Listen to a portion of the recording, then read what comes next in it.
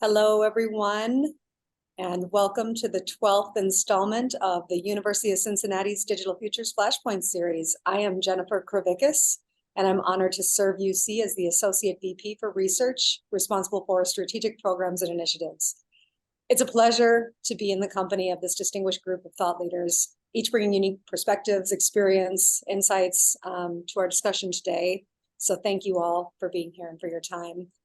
Audience, I encourage you all to actively engage, share your expertise, your thoughts, and participate in this consequential dialogue. Before we delve into the conversation, please allow me to introduce our esteemed moderator, Jay Shabria. Jay comes to us with a wealth of experience spanning both the private sector and government. Jay served as chief strategist for former Governor Kasich and currently holds the position of director at MAD Global Strategy, a prominent public strategy firm. We are privileged to have him guide us through today's discussion. So thank you very much, Jay, for your time and for all that you do. Thanks, Jennifer. I appreciate it very much. The Flashpoint series, really what it does is it aims to take the University of Cincinnati's research and relate it to real-world problems. Our digital futures program here at UC, in its essence, it's about solving problems that matter. There's an old saying in the news, and we've all heard it: if it bleeds, it leads. That was true of the local nightly news many of us grew up with, and it's true of social media today. The topic we're talking about tonight, which is the future of policing, it delves into that subject a lot. And we're going to try to talk about that today, but many of the issues surrounding it, we're going to try to get past those sensationalized aspects of it, the things that, a lot of times lead to clickbait.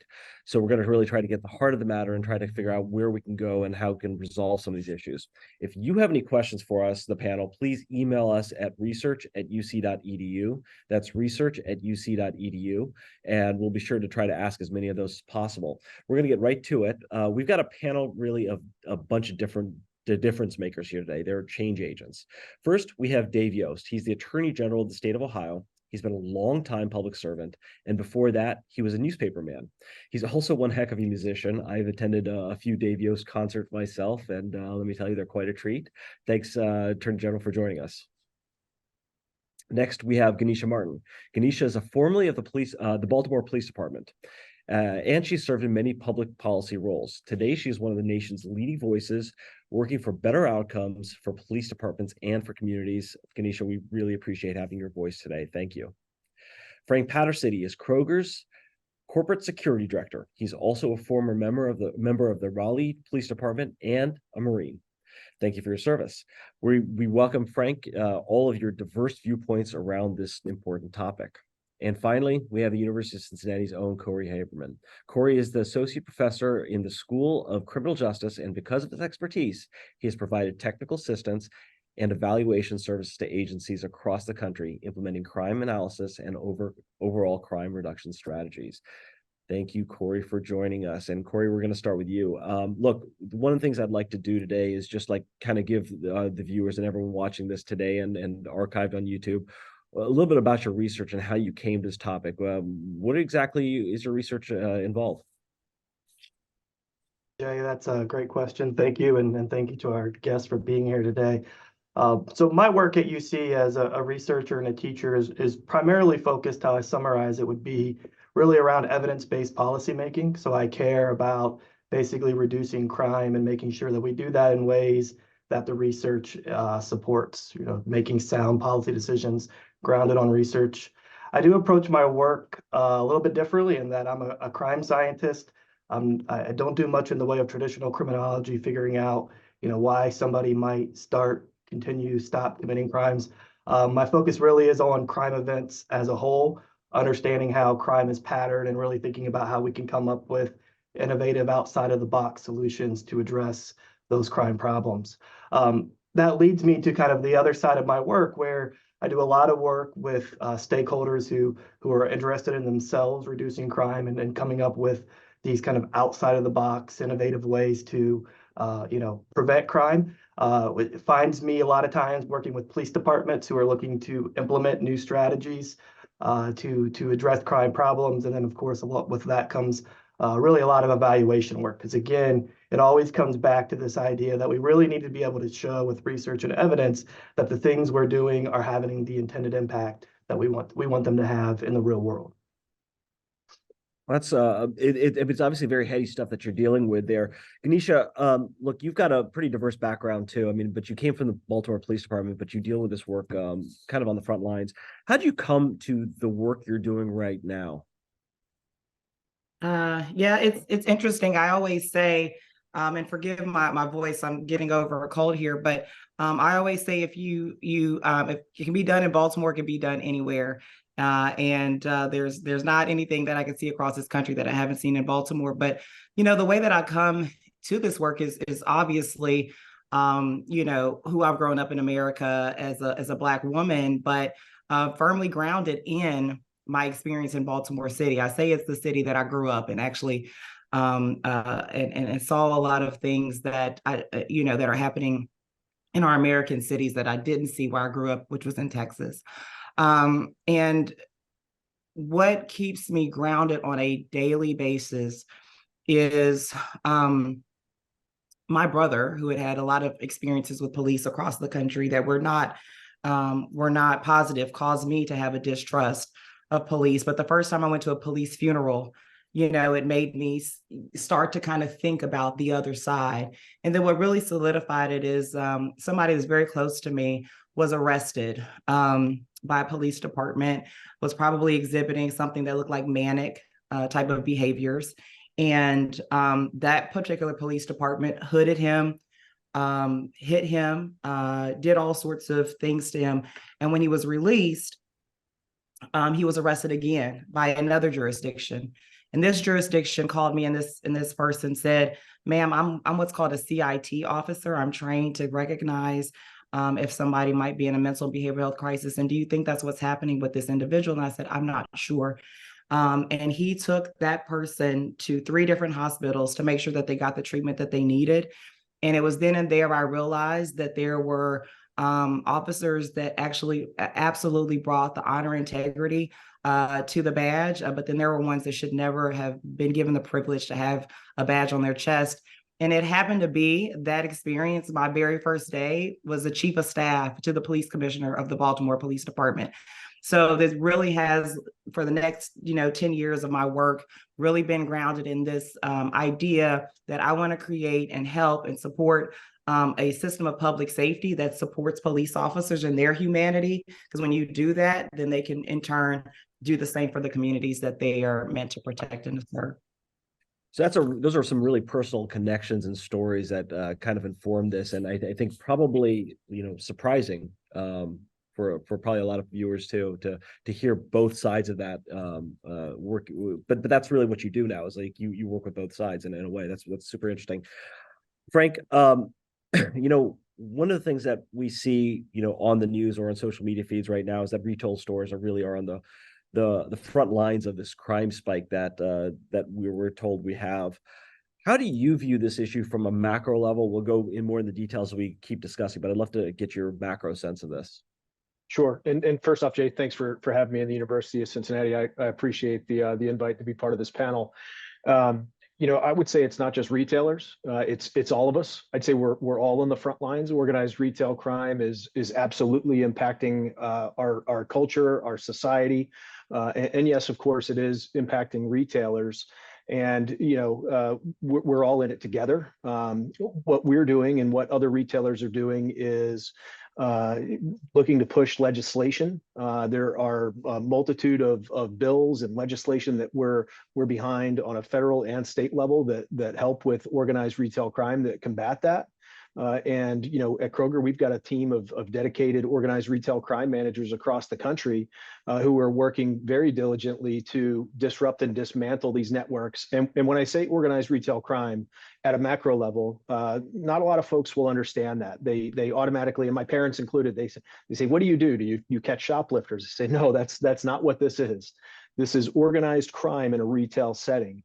And these are groups that target retailers to the tune of billions of dollars across the entire retail industry. And these investigators that we have work to dismantle these networks in partnership with law enforcement agencies, from Department of Homeland Security investigations all the way down to local jurisdictions around the country. And you mentioned my background as a law enforcement officer. I spent 13 years doing a variety of things in a big city, Raleigh, North Carolina, I chased gangs, drugs, and guns my entire career, and some of the investigations that I've seen made in organized retail crime by retailers in general have dwarfed anything I've seen as a law enforcement officer. So it's big and it's out there, and thankfully we've got a team that stands on the front lines to ensure that we can combat this. I appreciate that, Frank. Thank you. Attorney General, when we started putting this panel together, one of the press releases we got is this commission that you are creating to look at the future of policing, of crime prevention. Can you tell us a little bit about that work? And because I think that'd be really interesting to see that this is got this conversation's got real world consequences. So Ohio has not typically had even regular police training, unlike a lot of other states. It's year to year, kind of hit or miss on whether it's funded or not. We're in a period where the legislature has funded it, 31,000 officers. As we are looking at the impact of everything from electronic delivery of education to AI, we put this panel together so that we would look at what does the future look like, not just to keep doing what we've been doing over and over again, but to say, how has the world changed and how should our training match that? To frame this conversation we're about to have, I want to pivot slightly and ask a somewhat of a silly question, but have you ever thought about why we have government? I mean, seriously, this stuff is expensive. It works slowly, if it works at all. It's incredibly frustrating. Why do we have it? And the answer is that in what Thomas Hobbes called the state of nature, the guy with the biggest club or the biggest gang came, killed you, took your stuff, and made slaves out of your family. We instituted the first governments were basically self-defense pacts. They were about public safety. So as we talk appropriately about how law enforcement can better serve, I think it's important to remember that it doesn't matter how good your schools are or how beautiful your parks are, whether the streets are paid every year and the streets, the trash pickup happens on time. If you're afraid to go out on the streets because of the crime, if you're afraid that your stuff is going to be ripped off or destroyed, you fundamentally aren't free, and none of the rest of that stuff really matters. The first function of government is public safety. And in America, our public safety forces do it better than almost anywhere in the world. And so as we talk about the issues that no doubt face us, we should remember that we're starting from a position of significant success, a lot of received wisdom from the generations that have gone before, and most of all, the delegated authority of the people to be about their very important business. Job one is public safety. I mean, I think people have to feel safe. I think there's no doubt about that. And look, so thanks for standing up that commission. And I think you do have a lot of diverse viewpoints on that commission too, because you clearly we want to get to the right answers. And a lot of what we were trying to do here is like inform policy. Hopefully some of the things that you'll hear from here might inform the thing that you have as you go into the policy. Frank, I'm going to go to you. What would you like to see from your government leaders to help Kroger in this issue, or, your community? Sure. And I would say, Jay, thankfully, we're already seeing it. We're seeing it across the country. We have wonderful relationships with law enforcement agencies across the country. The majority of the team of organized retail crime managers that we've got at this company are comprised of either former or retired law enforcement officers. So they have those relationships developed already. And this is in the public interest as well. So when we come to law enforcement with an organized retail crime investigation that impacts their community and others, often there's an interstate nexus and possibly even international ties. They're willing to help, and we've seen tremendous success with attorneys general across the country standing up organized retail crime task forces. Which and as a former law enforcement officer, I can say this, right? Like, we see a shortage in policing. We see a shortage in personnel. There are less officers. There's less people that want to become police officers right now. And that's a pendulum that's hopefully swinging back. But when that happens, there are not enough officers on the streets to answer critical 911 calls. So if you call for a theft or something that's nonviolent or petty, even if it's related to a bigger organized retail crime matter, you may not get that buy-in. So when we see these organized retail crime task forces, it establishes and earmarks funds for dedicated officers for organized retail crime. And the important part about that, Jay, is organized retail crime is not just a theft problem. It's a people problem. It begets other things. It begets violence. We've seen human trafficking, drug trafficking, weapons trafficking. Like I said, some of these cases are the biggest I've ever seen in my entire career, spanning more than 20 years. So you just described a whole bunch of different angles to what crime is going to look like. Attorney General, I want to go back to you on this one too. As you're ending your term here as Attorney General, but what do you see as the future? What are the issues that keep you up at night as Attorney General in terms of what crime is going to look like? Well, there are two primary threats that I see kind of on the horizon. The first one was already alluded to, which is we have a shortage of police officers right now, of law enforcement officers. We are about to have a crisis over the next 4 to 5 years. Right now, police forces are unable to do special duty, meet demand for special duty officers, because they're already giving the officers all the overtime they want, or in many cases requiring that. These forces are stretched to the breaking point. We are not replacing the ones that are resigning and retiring. And we are not too many years away from a breaking point where the kinds of basic response times that most people expect in at least our population centers simply aren't going to happen. And that once we're in that hole, there's two things that happen. One is it becomes ever harder to dig your way out of the hole because fewer and fewer people are going to want to go into the profession. And secondly, you start to circle the drain in terms of the criminal element. Deterrence matters. And where people think that there is going to be an inadequate police response, it's going to be that we're going to see an increase in crime. That's just human nature. The other threat or concern that I have has to do with the employment of artificial intelligence.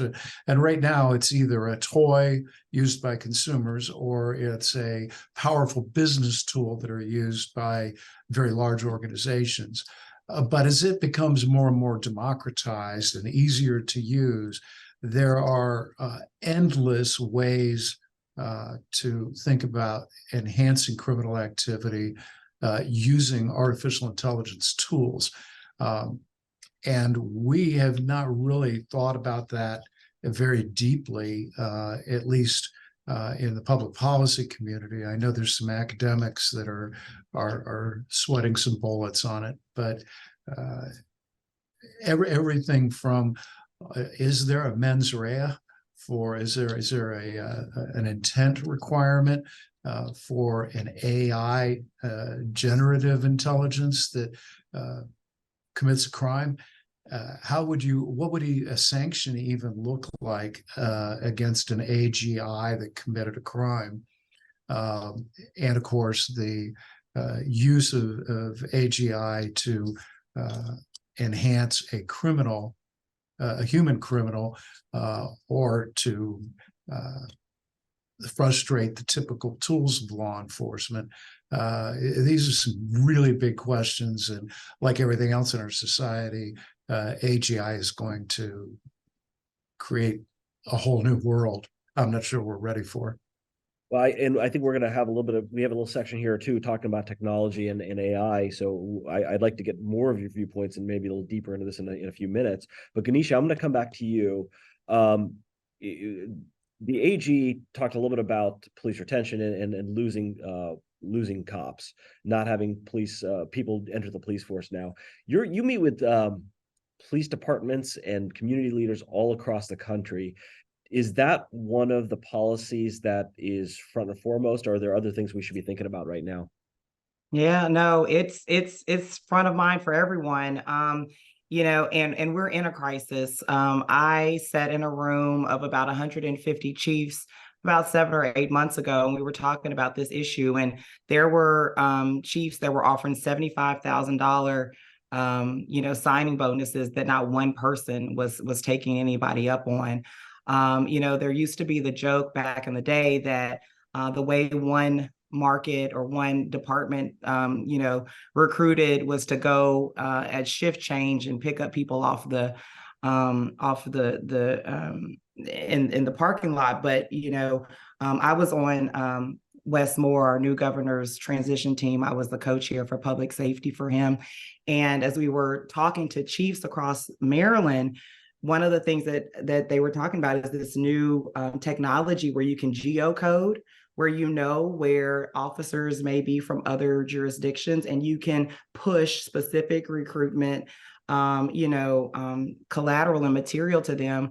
And so we were actually kind of talking about, like, how do we make this a regional issue? It's the same issue for everyone.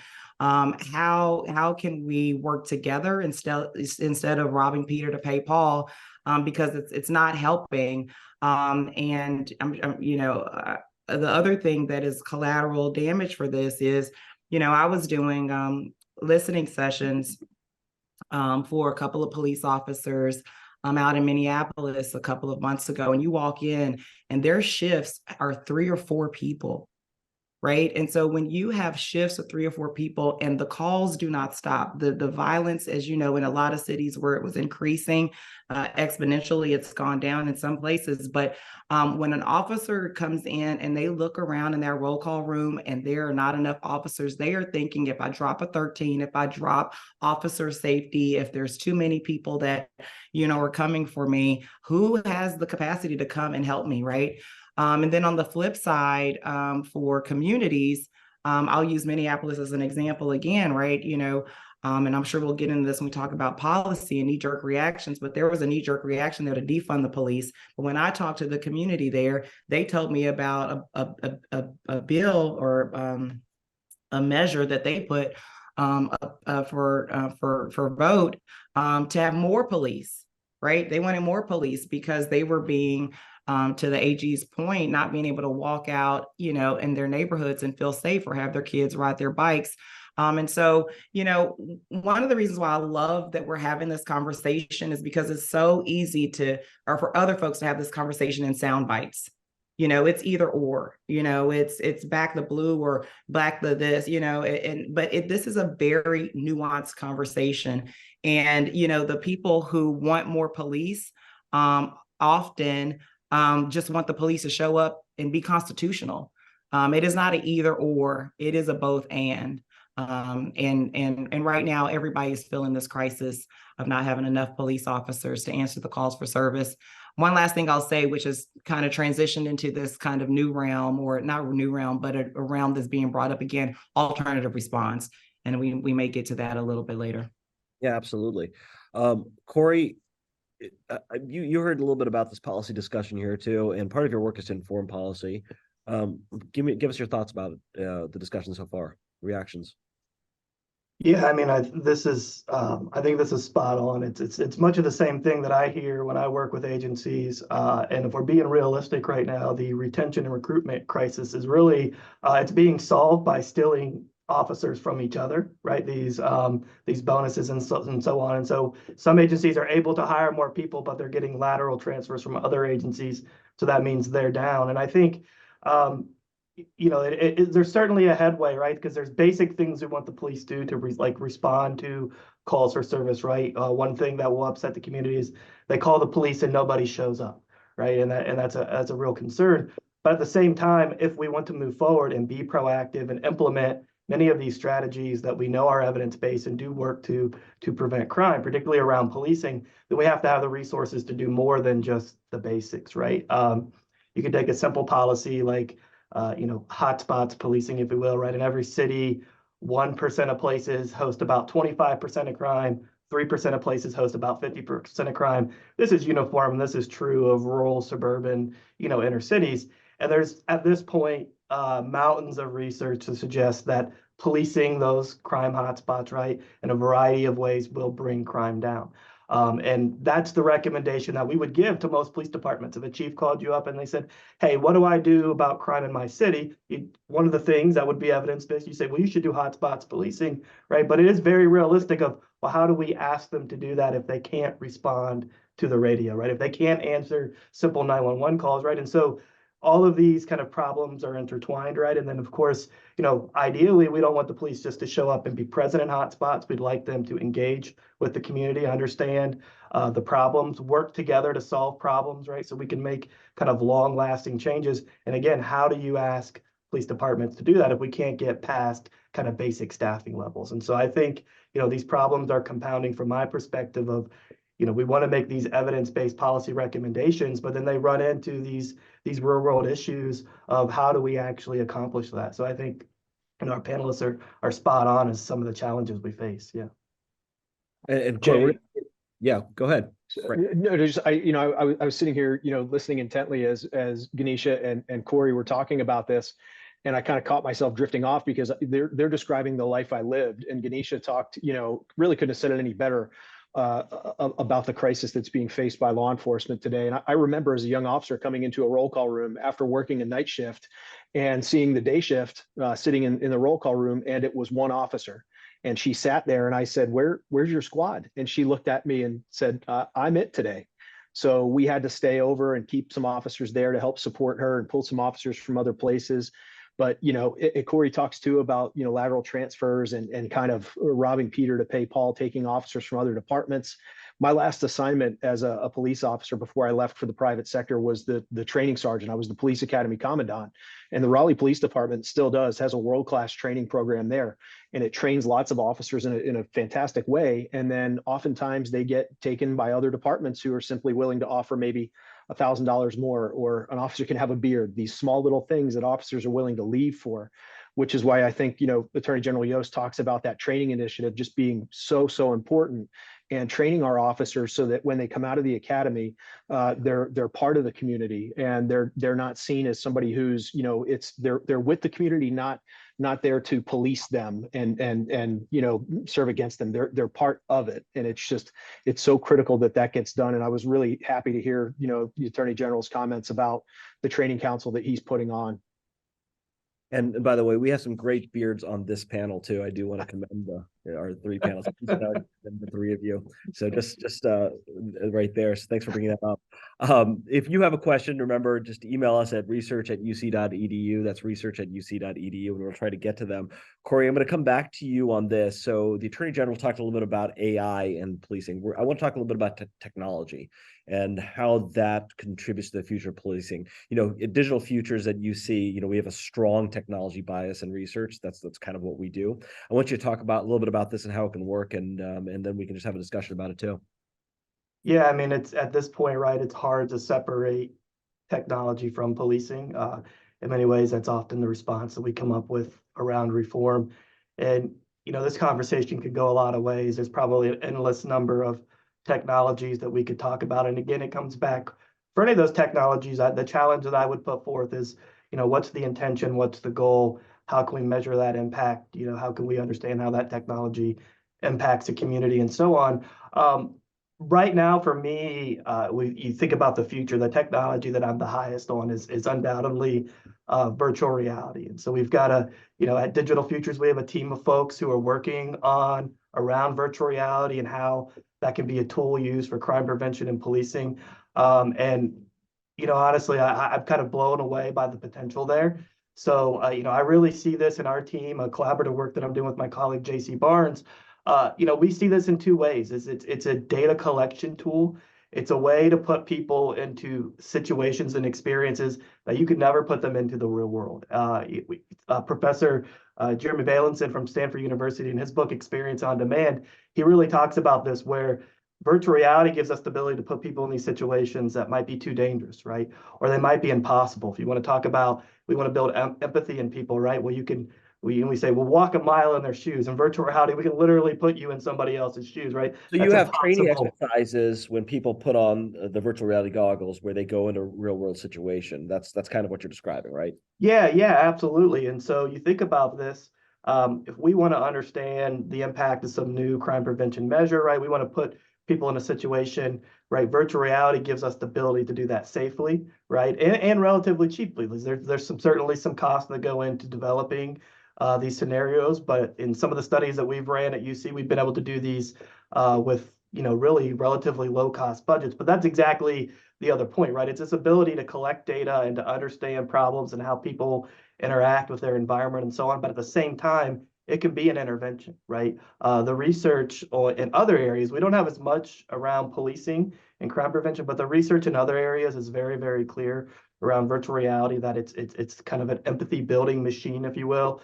When you run, trainings in virtual reality, and you compare that to what would be the comparable training in the real world, maybe like a classroom-based training, the outcomes, the learning, the retention is almost exactly the same, if not better, right? And so I think, it's really around virtual reality, the sky's the limit.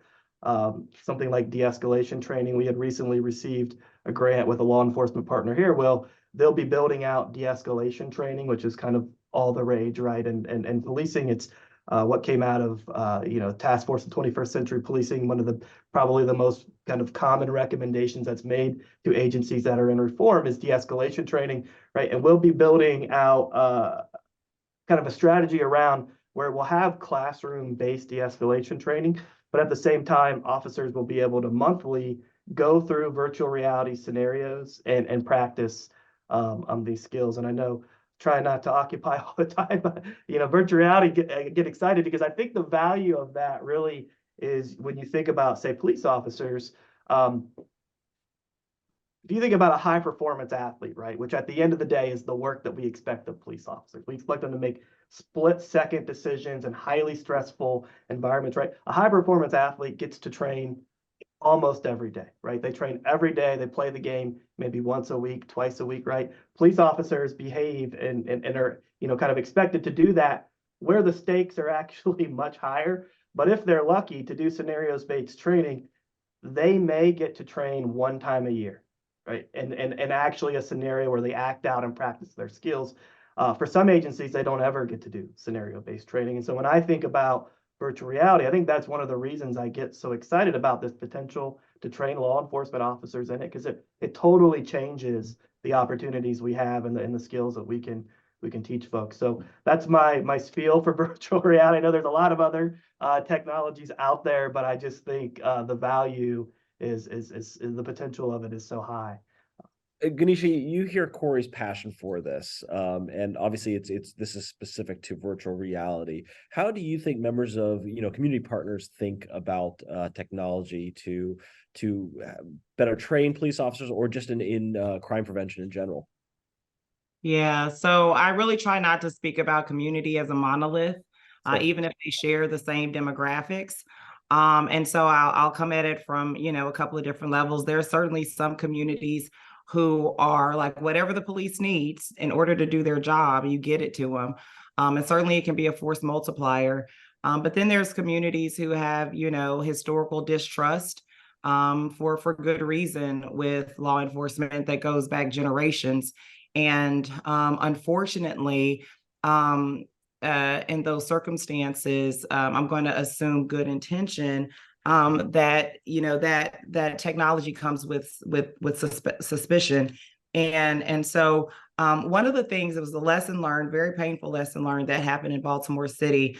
We were funded to have a plane, a small, very small plane that was up in the sky, and this guy had come with this new technology. And essentially, the technology was able to take not pictures, but take some sort of was able to take some sort of surveying of things that were happening above of the city.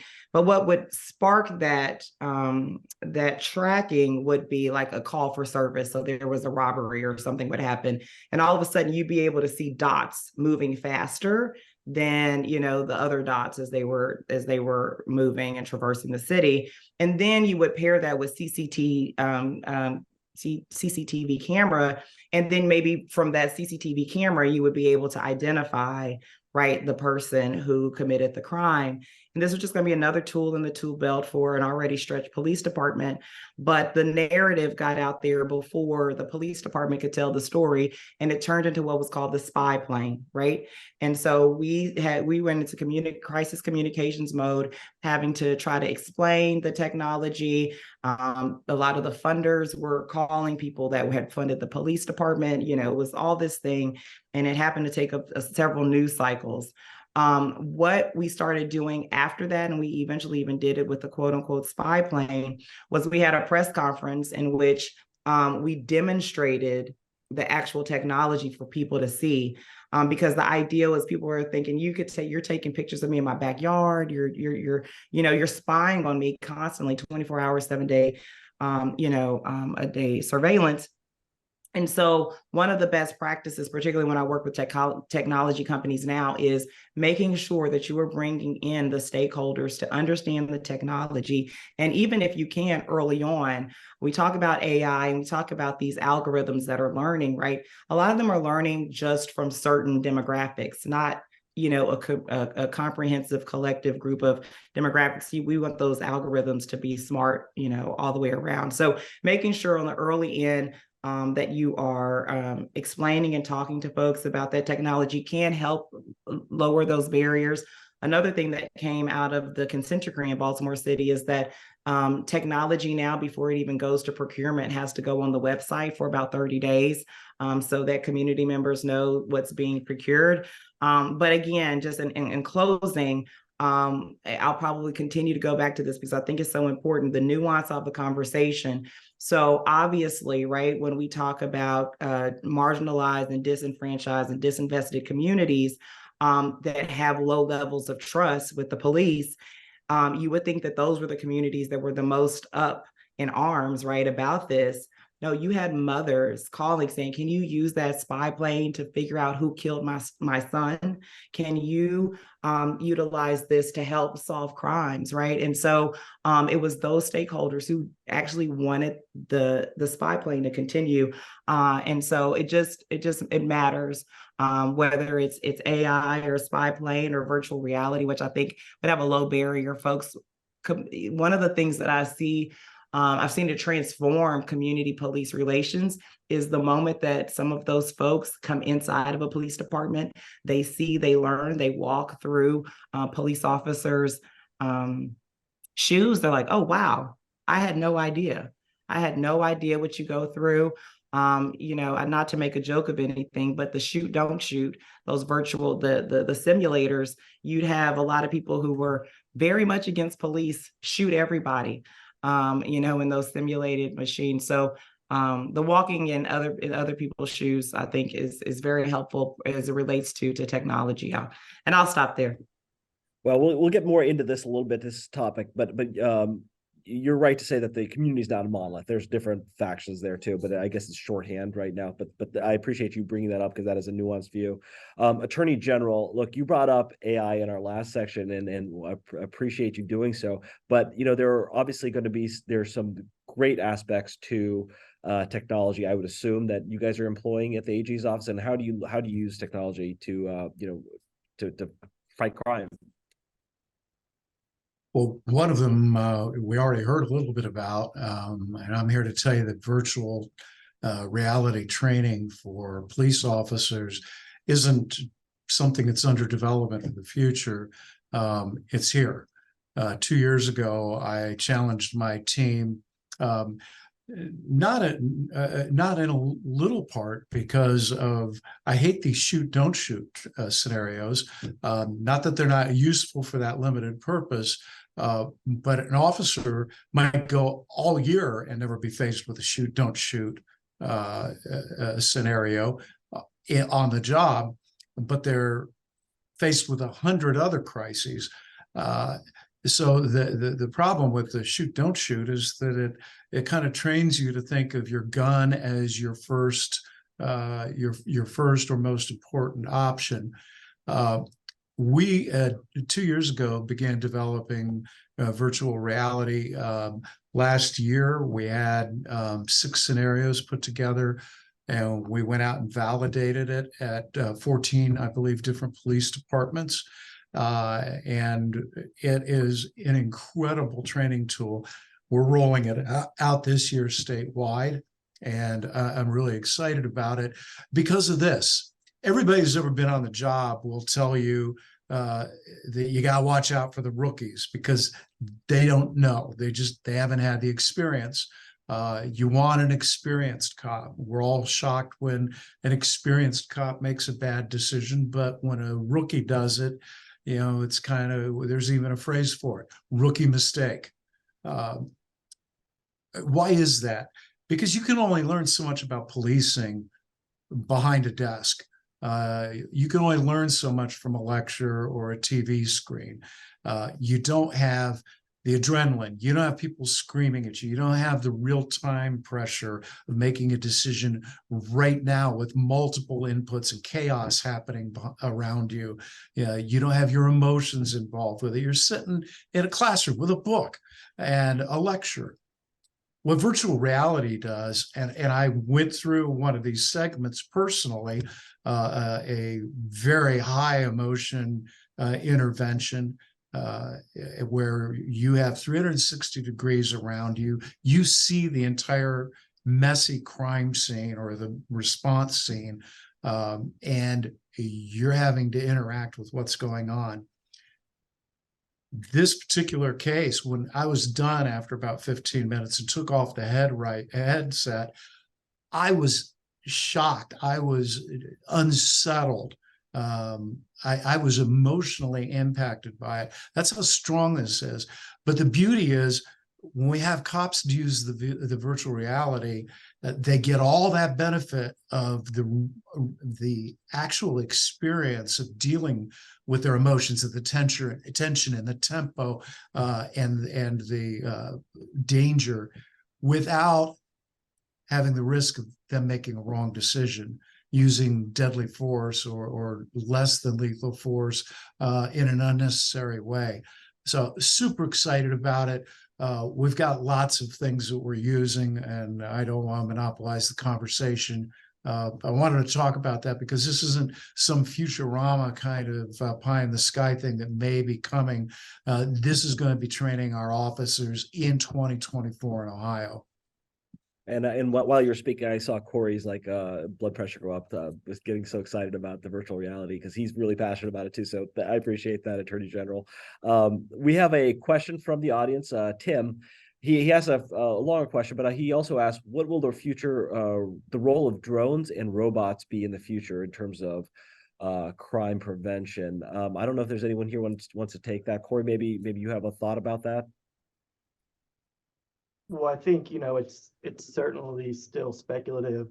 I actually use this, I've used this example a lot in courses I teach at UC when we talk about prediction and prediction errors and discretion and so on. And it used to be something that I felt like we would debate about, could you have a robot do police patrols, and what happens if this robot has the ability through cameras to sense what's happening in the environment, detect that this behavior looks like it's potentially somebody engaged in the crime, respond in a way that we decided, right? And I think that for my students, it used to feel very futuristic. It used to feel like, oh, are we talking about something that's real? And it's funny, but at this point, I don't know that it is. That there are certainly companies that have started to advertise robots. I believe the NYPD is trialing a robot that patrols the subway platforms right now. And, I think this is all kind of open. The challenge that I would give for any of these technologies is kind of going back to my, putting my researcher hat on, is we should be very clear about whatever we think the outcomes of these technologies are, right? What are they designed to achieve, and make sure we measure that and be able to show with research, very strong research designs that these are in fact achieving whatever outcomes we intend them to do. And I think it's important at the same time to not just think about the intended outcomes, but the unintended outcomes, right? How these technologies could have unintended outcomes on people, and how that might impact different communities differently, right? and really putting that research to the forefront. And so it's hard to say what these what these technologies will be, but I think they will be prominent, right? They will be something that we're considering, and it's better that we get out in front of it by understanding their impact, hopefully through research, as we move forward. And Jay, I will say to the second part of that question around drones. So obviously there's always the privacy concerns, but there are some police departments that are using drones right now for the purposes of officer safety. So, that the drones can get to the scene beforehand, can note whether, the suspect has, guns, bombs, things that would cause, danger to the approaching police officers. And in some of these police departments, that drone footage can also then be shared back into the 911 center, so that they are helping police officers to get situational awareness as they're arriving. And I've even seen some demonstrations at major city chiefs recently, where there are either small robots, I don't know if it's more robots or drones, but that actually can get inside of a room, and you can see right where folks are standing, what they're holding, if somebody's being held hostage, if they're in danger, if they're safe, that sort of thing. Amazing stuff. All right, so I appreciate it, and I hope we get to a topic about civil liberties, because some of these technologies have that that important aspect to it too. But I do want to talk a little bit about efficacy, because look, a lot of what we talk about here is for the safety of the police officers and for their better training, which I think is super important. But as the Attorney General talked about before, look, I mean, the reason we have government is to make our communities and the citizens safer, and they have to feel safer too. So efficacy is a really important part of this. Ganesha, I'd like you to, frame this discussion here too, because as we talk about all these things and benefits to the police officers for their betterment, do people that they're policing, do they actually believe it? And how important is that when we're having these discussions?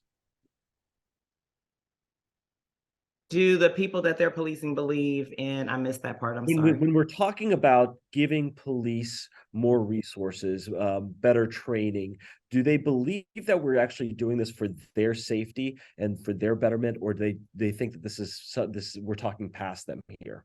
Because I think at the end of the day, that is a big part of this if we're actually going to be successful in the conversation going forward. Yeah, it's really, again, a nuanced conversation. I will say that if you take Ferguson 2015 up to George Floyd, there was a lot of talk around training, those sorts of things, better training, better policy, and certainly there were some strides made there. But one of the issues is we have 18,000 police departments, and we really don't have national standards. And a lot of times, police departments traditionally are not built where they hire, research and development, people who are writing policies, people who have the time to do research and have evidence-based practices to put behind these things. And so sometimes it's regional. It depends on your resources. It depends on how much is there. And so I think in a lot of communities between 2015 and up to George Floyd, because it appeared that not a lot had changed, that they said, forget the training. The training is not working. You're asking for more money for police departments, and it's not working. I actually saw, which befuddled me a bit, but there was one city that literally turned down a COPS grant, right? Because that was going to be giving more money to the police officers, right? So, I mean, it runs the gamut. But I will say, training is expensive. And I believe that most of our police officers are receiving subpar training. They are receiving training that has been, come up with kind of, not based upon the realities on the street. This is why I love the idea of VR, but not everybody's going to be able to afford that. The other thing that we have to think about as far as training goes is And this was a tension when there were enough police officers, but when you have to pull police officers off of the street in order to go into the training, and usually good training takes longer, right? Then that person, that's one person in the roll call room, now you're trying to split that person in three.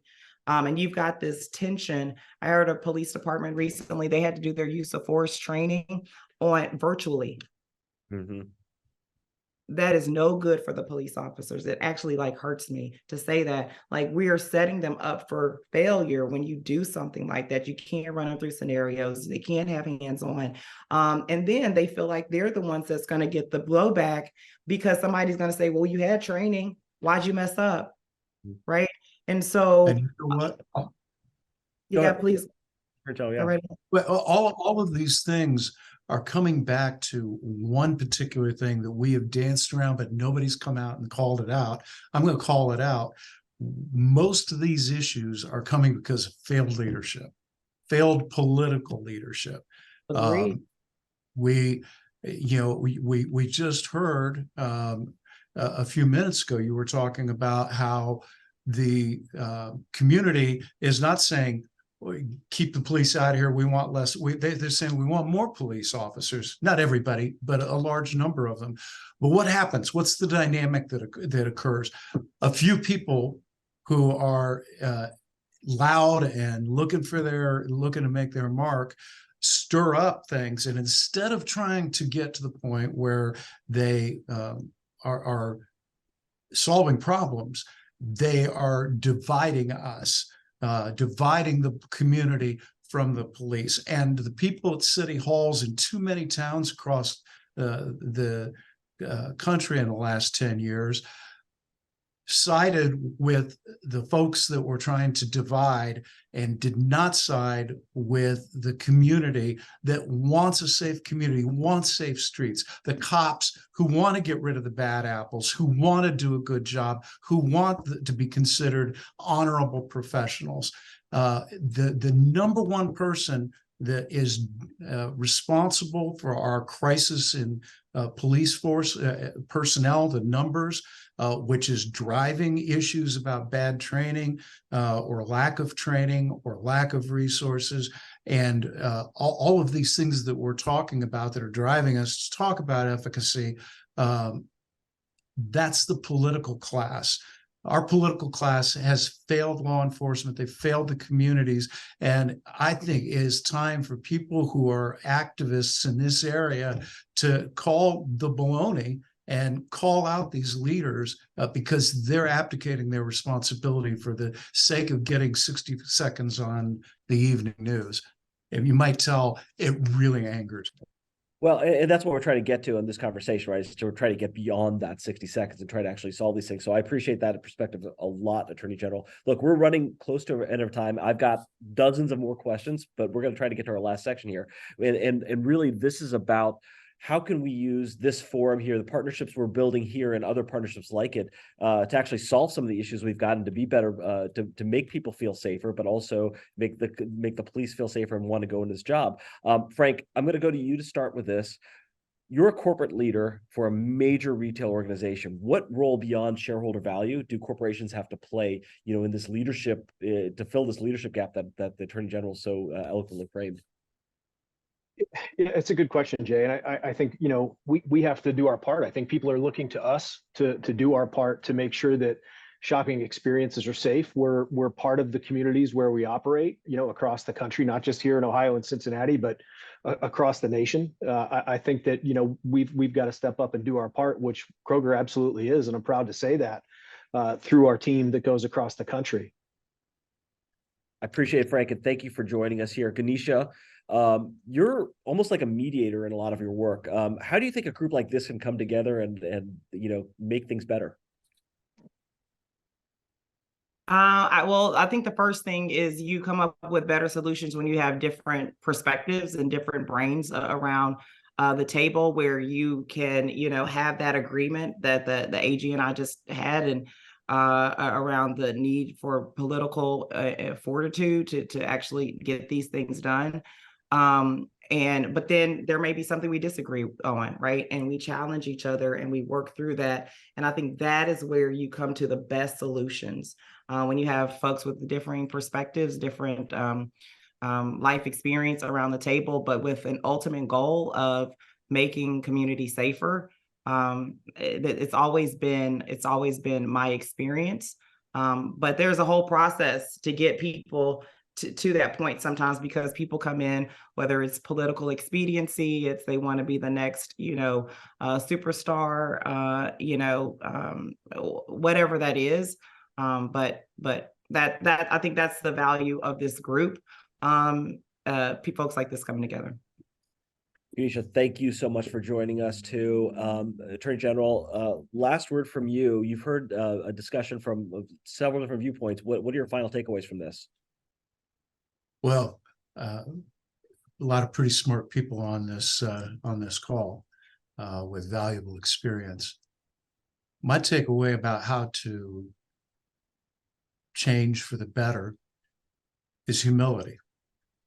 The bottom line is that none of us have lived every experience. None of us has all knowledge. Mom was right when she told us that nobody's right all the time. That includes you, me, and everybody else. We learn about our blind spots by listening to each other. We get better by considering things that we can't see, experiences that we have not or could not have. And those are important things. And unless we start from a position of humility, we will never hear all of the things that we need to hear, and we will never really reach a better place, and we'll be condemned like Jean-Paul Sartre's prisoners in Huis Clos to live forever in the same room with the same people doing the same things over and over again. That's pretty heady stuff too. So I thank you for those thoughts, Attorney General. Corey, I'm going to give you the last word. UC is a research institution. You're a researcher. What are you hoping to get out of this conversation? Well, I think, I would agree with everything that was said. Is that it's really about the collaboration. As the Attorney General said, people come to these situations, right, with different viewpoints and experiences. And I think if we really want to move the needle on effective policy, it really does mean bringing people from all different areas together, right? Whether or not you're doing the work on the street, whether or not experiencing the problem that we want to address, you're a policymaker, legislator, so on, right? We really need those folks to come together. And then at the end of the day, we have to be honest with ourselves. We have to say, these policies, sometimes they work, sometimes they don't, sometimes they have backfire effects, right? And I think that's where the research can help, right? At the end of the day, we set the policy out, we say we're trying to achieve, and we measure whether or not we've done that. And there'll be pros and cons, and sometimes things will work and sometimes they won't. And so I think this collaboration, right? And at the end of the day, one of my favorite sayings is, in God we trust, all others bring data, right? At the end of the day, the data will speak for itself. And that's where I think really the value of the research university is we can lend that voice to these conversations. And there'll be other factors we've got to consider, around policymaking, but certainly research is one part of that story. Corey, appreciate that very much, and we look forward to any of this data that you're going to present. So bring it, is what we would say. Look, to our panelists, we thank you for joining us. This has been a tremendous discussion. As I said, I've got tons of other questions, and questions are coming in from the audience. We couldn't get to them all today, so we apologize for that, but hopefully we'll have another conversation. Research and Innovation Week is going to be taking place April 29th to May 3rd this year for 2024 for the Office of Research, so be sure to tune in for that. This conversation is going to be archived on the Digital Futures YouTube channel, so you can access it later and share with your friends and family there. We thank you very much, and look, we're keeping it right to an hour. Thanks a lot for joining us, everyone.